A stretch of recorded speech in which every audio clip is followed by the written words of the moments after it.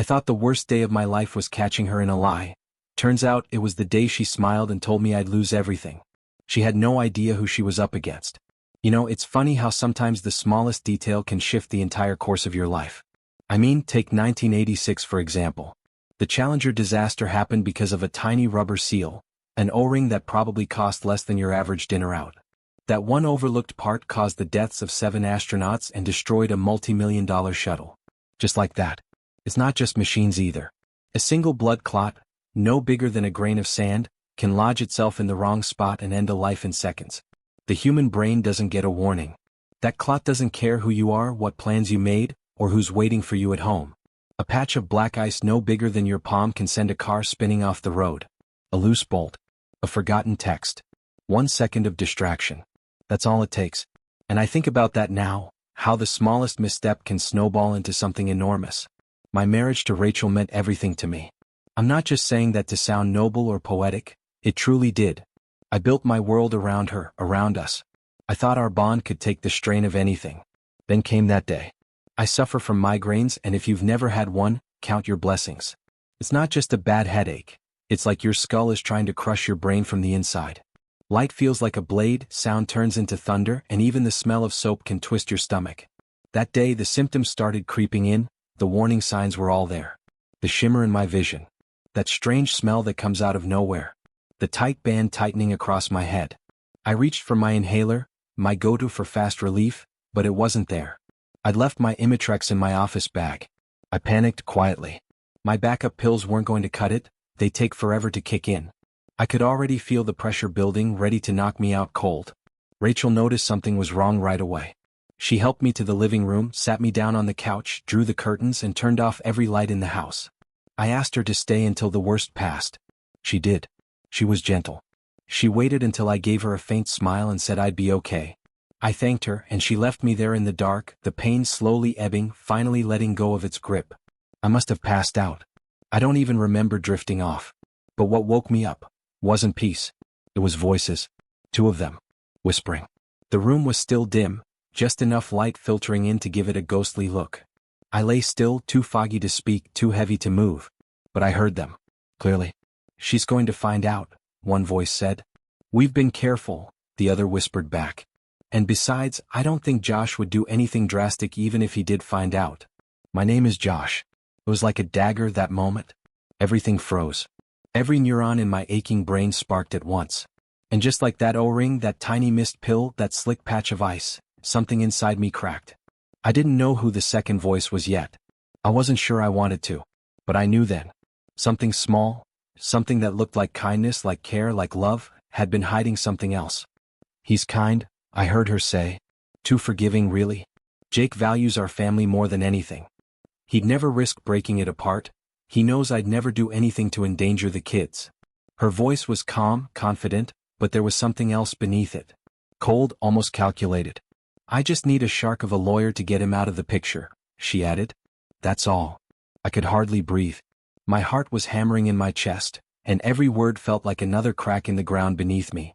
That was April's voice. Robin, her friend, responded after a pause, hesitant, uncertain. That doesn't sound like you, April. I've never heard you talk about Jake like this. What's going on? That's when April lifted her head and noticed the shift in Robin's expression. Her eyes followed the direction of the gaze and landed right on me, standing in the hallway, barely illuminated by the light spilling out from the living room. Her face changed instantly. The calm satisfaction drained away and was replaced by something wild. Fear, fury, disbelief. She shot up from her chair, the legs scraping the floor. How much did you hear? She snapped. Why were you standing there? Were you spying on me? I didn't answer. I couldn't. My eyes went to Robin, who looked as stunned as I felt. She opened her mouth to speak but couldn't find the words. The room suddenly felt too small, the silence heavier than any shouting could have been. I came home early, I said quietly, my voice barely steady. Migraine hit hard, bad enough that I couldn't be in the light. George picked me up and Penny helped me inside. I took my meds and crashed on the couch. I've been here ever since. April didn't say a word, just stood there, tense, breathing hard. I wasn't trying to spy, I continued. Your voices woke me. And the things I heard. My stomach churned again, that same nausea from earlier returning full force. I rushed past them to the bathroom, clutching the walls as I went. Nothing about this night felt real. Later, when I'd managed to gather myself, I walked into the den where the boys were playing with Carly, our neighbor's teenage daughter. They were hunched over a puzzle, giggling softly while she watched and offered tips. She smiled warmly when she saw me. "Hey, Mr. Taylor," she said, standing. "I assume you're here for the boys?" I nodded, barely able to speak. "I'll grab their jackets," she offered. Watching that little moment, so ordinary, so pure, I felt something ache deep inside me. It was the simple stuff like this that always made me proud of our life. But now, scenes like that carried a shadow. Was everything a lie? We walked back home through the yard. The boys ran upstairs to wash up for dinner, full of energy. I followed slowly, dreading what came next. The kitchen was quiet, the lights still off. When I stepped into the living room, I saw April sitting alone on the sofa. This time, she'd left a single lamp on, casting a soft amber glow across her face. Her arms were folded tightly, like she was bracing herself. We sat in silence. The kids laughed upstairs. But between us, the air was thick, the future suddenly uncertain. And neither of us knew what the next step would be. I pulled the curtains closed and flipped on the lamp by the side table. A soft glow filled the room, barely enough to cut through the weight hanging in the air. That chair across from me, I used to love sitting in it. Quiet mornings, coffee in hand, watching the boys play. But now it felt different. That chair had witnessed something sacred unravel. April was already seated, her face tight with tension. As the light settled over her, she looked up at me, eyes wide, voice trembling. "Please, Jake," she said, "just give me a chance to explain. This doesn't have to be the end. We can move past it. We can still live like before, with love. With forgiveness." She said it like she meant it. But that same pleading expression, I knew it. I'd seen it before, countless times, whenever she wanted something I wouldn't normally allow. It wasn't new. It was practiced. "Can you just try to understand?" she asked, her voice almost breaking. "Can you promise me we can still figure this out together?" I didn't answer right away. I just looked at her, this woman I'd given my life to. This home, this family. And I thought about how we got here. It's strange, isn't it? The way kids see adulthood. When you're young, you can't wait to grow up. To make your own rules. Stay up late, eat what you want, go where you please. But what they don't see, the price of all that freedom, is responsibility. Guilt. Decisions that ripple across lives. April cleared her throat. Her voice was calm now, controlled. "We need to talk," she said. I braced myself. "I know you're hurting. But I need you to hear me." She paused just long enough for the silence to feel sharp. Then she dropped the weight. "My relationship with Carl, it's physical. That's all it is. It's not love, it's just a feeling. A spark. I don't love him, Jake. I love you. He's just different. No. That's all." I felt like I'd been punched. Not because of Carl, I'd suspected there was someone, but because she said it like it should comfort me. Then her tone changed. Cold. Almost smug. "I want custody of the boys," she said. "And if you make this difficult, I'll fight to limit your visitation. Don't think I won't. I'll do whatever I have to. And Carl, he'll still be with me whether you like it or not. You can't stop me." I stood there in silence. My heart wasn't pounding anymore, it was just heavy. Heavy with the truth I'd tried so hard not to see. This wasn't just a mistake. This wasn't someone lashing out in a moment of weakness. This was premeditated. Cruel. Calculated. The marriage? It had ended long before tonight. And she wasn't sorry. 8 years together, and all I had left were the bitter echoes of broken promises. But the boys, our boys, were still upstairs. Still innocent. Still everything that mattered to me in this world. As I turned to leave the room, my legs felt shaky, but my resolve was solid. I would fight for them. For their peace. Their safety. Their future. April could keep her excuses, her threats, her fantasy with Carl. I'd take what was real. I found April sitting at the kitchen table, right near the back door. Her posture said everything, like she was halfway out the door but still hoping for one last shot.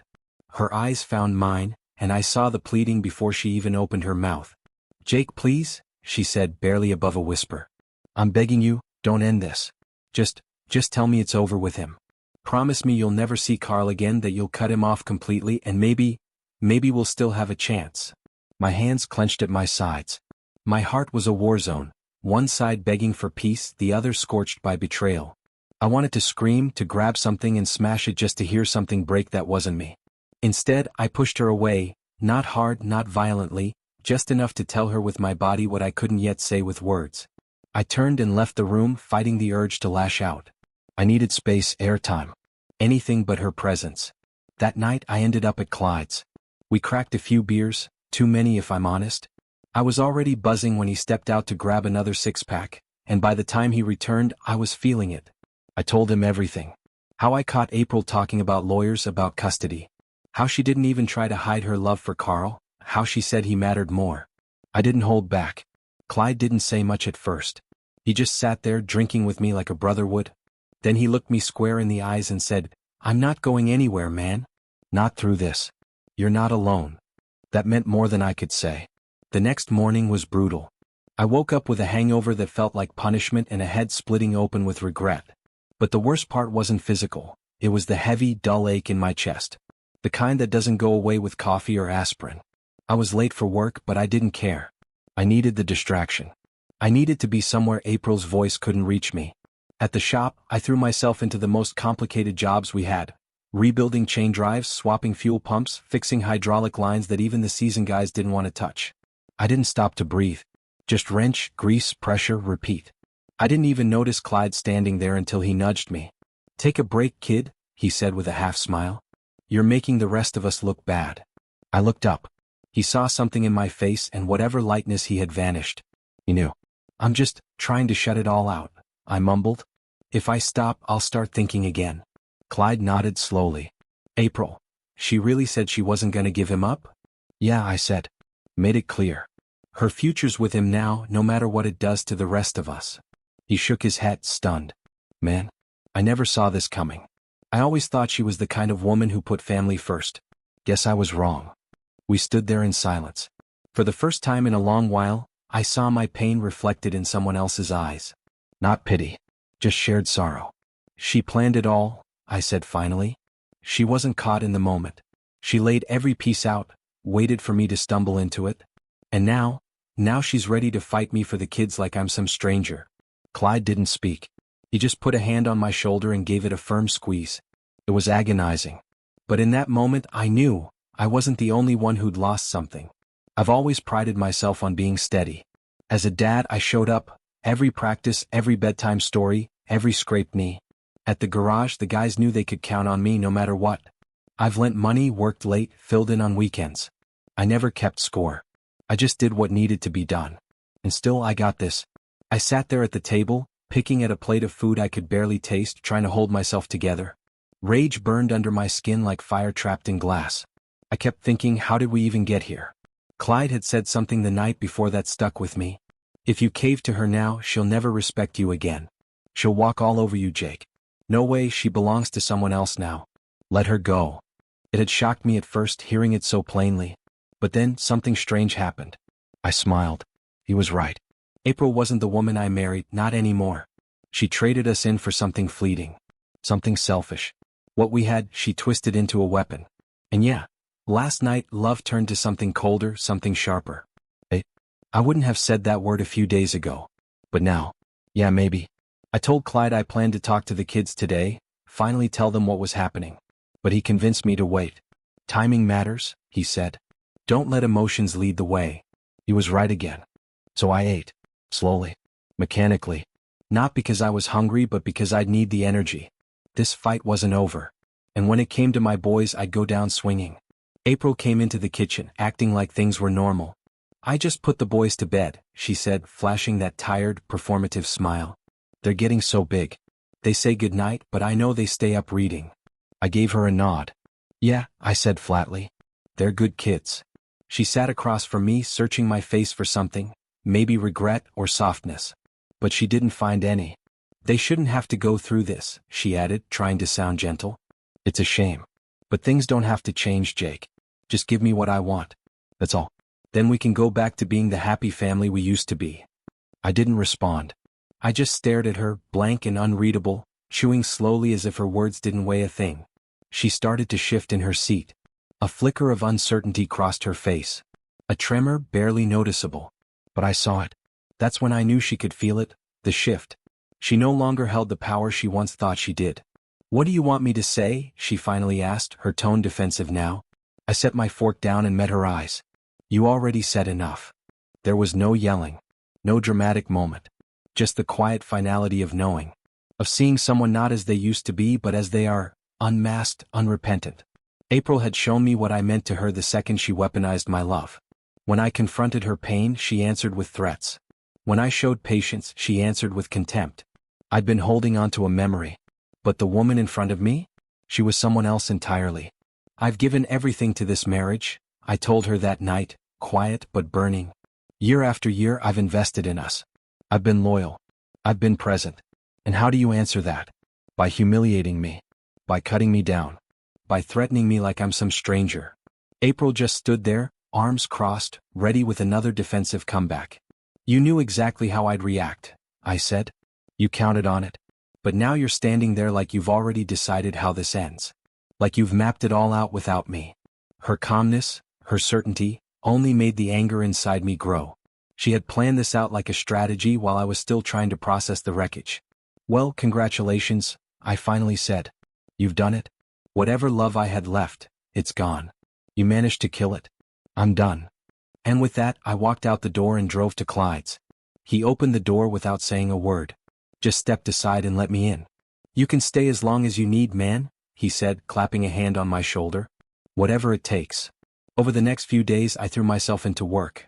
Long hours under the hood, sweat and metal and grease. It was the only place I didn't have to think. I'd come home to Clyde's, shower off the day and pick up my boys to spend the evening with them. We did homework. We played games. I laughed with them, not a performance but something real. April tried reaching out a few times. A text here. A question there. I never answered. Not because I was being cruel. But because I had nothing left to say. Sometimes she'd watch me through the doorway while I helped the twins with their reading. She probably thought I looked calmer, like I was softening. But she misunderstood. I wasn't healing with her. I was healing away from her. Meanwhile, I'd learned more about Carl. I knew his name now. His workplace. His apartment across town. I didn't care much at this point, but a part of me kept wondering, what was it about this guy that made April throw it all away? What did he have that was worth burning down a marriage? But then again, it didn't matter anymore. If she had told me the truth when it counted, maybe, just maybe, things could have been different. But she chose silence. She chose betrayal. And I wasn't about to follow her lead without asking questions. I needed to know what came next. What's the first step? I asked Clyde one night while we were sitting on his porch. If I'm starting over, where do I even begin? He nodded slowly like he'd been waiting for me to ask. Custody, he said. Protect those boys. Everything else comes second. I followed his advice to the letter. Meanwhile, across town, Carl Cummings was finishing a shift at work. As he left the building and headed toward his car, he didn't notice the man watching from the sidewalk. That man moved fast. Carl Cummings? He asked. Carl froze. Don't know the name, he stammered. Wrong answer. A hard fist drove into Carl's ribs, knocking the wind out of him. Pain surged through his side, dropping him to his knees. You know April Phillips, the man growled. Carl's mouth opened, trembling, trying to explain. But the man wasn't fooled. Not for a second. Carl finally broke. Okay, he gasped. Yes, I know her. But, please, I didn't mean to get into this mess. The man leaned in close, his voice low. You're gonna stay away. No calls. No visits. You don't speak her name again. Understood. Carl nodded quickly, fear in his eyes. Was it just a threat? Maybe. But the message had landed.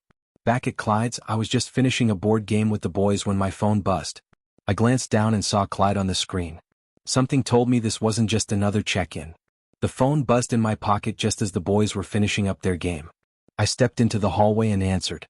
A voice on the other end said simply, "It's done. First lesson's over." I didn't ask for details. I didn't need them. Before the call ended, I learned something else. Carl had landed in the emergency room. I ended the call quietly and slipped my phone back into my pocket. When I walked back into the living room, a small smile tugged at my mouth, not from joy but from clarity. Something had shifted. The weight I'd been carrying for weeks had lightened just a bit. April noticed my expression from across the room. She smiled back, misreading it as some kind of good news. Later, when she took the boys upstairs for bed, she paused at the bottom of the steps and gave me a look, a curious, silent question. I offered no answer. After she was gone, I sat alone in the quiet, thinking about everything. Her words, the ones she used like blades. I'll take everything you have, she had said. Not in the heat of an argument. Not in a moment of weakness. She said it coldly. Deliberately. Those words had cut deeper than any insult or betrayal. They were designed to trap me, to corner me while she ran around with another man. But what she didn't understand, what she still didn't get, is that even a cornered man still has teeth. The next night I warned her. Told her I wouldn't just stand by and be devoured. That was the first time I saw something break in her face. Fear, maybe, or shame, though it came too late to matter. Now here we were. I got a call earlier, I said, my voice even but laced with something heavier. Carl was admitted to Memorial. I think he's still there now. Maybe you should call and check in on him. Use my phone if you want, I've already got his number. April's eyes went wide. Her whole body stiffened. What did you do? She asked, her voice cracking. Oh my God, Jake, what did you do to Carl? I stared at her, stunned, not because of what she was asking but because she could even ask it with a straight face. I've been here with you all night, I said calmly. And before that I was at work. So tell me, how exactly could I have done anything? She looked like she wanted to collapse. That weekend, I packed a bag and made arrangements to talk to the boys. It was time. No more pretending. I was going to sit them down and explain what was happening between me and their mother. I hoped they were old enough to grasp it, and if not now, they would be in time. As I turned to leave the house that evening, I looked back one last time. April was standing in the hallway, her arms wrapped around herself, crying. Not the loud kind, the silent, crumpling sort. I remembered when she told me that our separation would only be temporary. That things would go back to normal. I let out a soft, bitter laugh. You're still young and beautiful, April, I said without emotion. I'm sure you'll find someone willing to share your fantasies. Someone who won't mind being used. And then I walked out the door. Epilogue begins. I'd caught the flu, not surprising considering the overtime I'd been putting in lately. Working late into the night, trying to save up for a spring break trip with the boys. I wanted to take them to Panama City, Florida. A promise I'd made back when we were still a family. But things had changed. Money was tighter than ever, partly because of the big house April insisted we buy. But somehow, even with all the chaos, the dream of that trip remained. I wasn't working just to forget anymore. I was working to rebuild something real. I'd been looking forward to spring break with the boys. Sun, sand, cheap motel breakfasts, and watching college kids soak up their last carefree years while we dug holes in the sand. It was the kind of peace I used to work for. But today? I felt wrecked. My head was pounding. My whole body ached. Fever was setting in hard, and the storm outside only made it worse. So I made the call and left work early. No one argued. I looked about as miserable as I felt. By the time I got home around noon, I could barely think straight. All I wanted was a hot shower, a dose of NyQuil, and the comfort of my bed, preferably without passing whatever I had on to April. Despite everything, part of me still hoped she might check on me. Bring me tea. Ask how I was doing. It was a foolish hope. I changed into pajamas, downed some aspirin with a swig of cold NyQuil, and moved my things to the guest room at the end of the hall. I didn't want to be near her. Not tonight. Not like this. As I was pulling the covers back, I heard the garage door open. It was late, too late for errands. Something about the quick, light steps coming up the stairs made my stomach turn. Then came her voice, a sharp inhale like someone had been caught. Oh, you're home? She said, her tone uneven. She froze on the stairs. I could see the color drain from her face. I didn't respond. I just watched. She wasn't alone. I had heard voices in the kitchen, soft, hurried. By the time I made it downstairs, the other voice was gone. Whoever he was, he'd left without a trace. I stayed up, fever burning behind my eyes. Around 2 a.m., I found some leftovers in the fridge, reheated them, and sat at the kitchen table in the dim light, forcing myself to eat. Every bite tasted like metal. Then I heard a soft creak. April stood in the doorway, barefoot and in her nightgown. Her eyes were red. Had she been crying? I couldn't tell if it was guilt or something else. I heard you come down, she said quietly. Are you feeling well enough to talk? I nodded. Sure. Let's talk. She took a step closer. I think I know what you want to ask. I'll try to explain. I leaned back, spoon still in hand. Then start with this, was it worth it? All of it? Her silence was louder than anything she could have said. This lifestyle, this man, this version of yourself you've chosen, are you sure? Is this your final decision? She met my eyes, not flinching. I think it is. I felt the anger rising again, not the explosive kind but the kind that simmers under your skin, the kind that hardens your resolve. I'm calling a lawyer in the morning, I said plainly. I'll get a second opinion about custody and division. I'm not just letting you write this ending by yourself. April's expression shifted, less defiant, more tired. I think you should take a day. Think about what this really means. I have thought about it, I said. And by tomorrow night you'll have my answer. Does that work for you? She nodded slowly and walked away. I sat in that kitchen a while longer. Let the silence fill up the cracks. And in the morning after breakfast I made the call. Divorce attorney. First appointment scheduled. A few days later I drove out to see my parents. I hadn't told them everything right away, I didn't want to. But now I needed to speak honestly face to face. I needed their blessing. Their understanding. We sat around their kitchen table, the air heavy with unspoken worry. When I told them what April had done, about Carl, the threats, and the impending divorce, they were stunned. The hurt ran deep. They'd always seen her as part of the family. She's not who we thought she was, my mother finally said, her voice low, shaking. My father just nodded, solemn and firm. You're doing the right thing, son. You have our full support. Hearing those words from them hit harder than I expected. Not in a painful way but like the final click of a lock turning. The door had closed and I wasn't going back. After leaving their house I didn't waste a minute. I called our insurance agent. Updated my beneficiary information, removed her name. Then I contacted the family lawyer. It was time to revise my will, protect what little I still had, and start preparing for the legal fight ahead. But that wasn't all. I had one more piece to move. Later that evening April and I found ourselves face to face again, the last embers of civility flickering between us. I've been thinking, I said calmly. I've come up with another plan. She raised an eyebrow. What plan exactly? I'm not going to divorce you, I said. Her face lit up just for a moment. A spark of hope in her eyes, like a switch flipping back to the old days.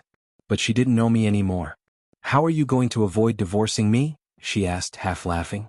I leaned forward. Well, although I have good reason to believe I was cheated on, I don't think John will be so lucky. Confusion flickered across her face. John? I spoke to his wife today. Told her everything.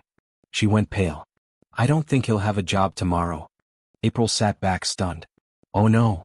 And I hope you updated your resume, I added. Because I know you quit your job. Which means financially you're now on your own. She blinked but didn't respond. As for this house, when you try to sell it you'll realize that between the mortgage and the closing costs, you're not walking away with much. And you'll get no part of my assets. Not 1 cent. You're cruel, she whispered. You don't know how to appreciate what you had. No, I said standing up. You didn't appreciate it. And now it's gone. I grabbed my bag, picked up my tools from the garage and threw them in the back of my truck. I didn't say another word. As I backed out of the driveway I looked once in the rearview mirror. She was standing in the doorway, arms crossed tightly over her chest, lost in her own mess. That night I drove for hours. Through empty highways and quiet towns. I didn't look back. At one point someone asked me how her life had turned out. I just smiled sadly and said I wouldn't know. I never saw her again.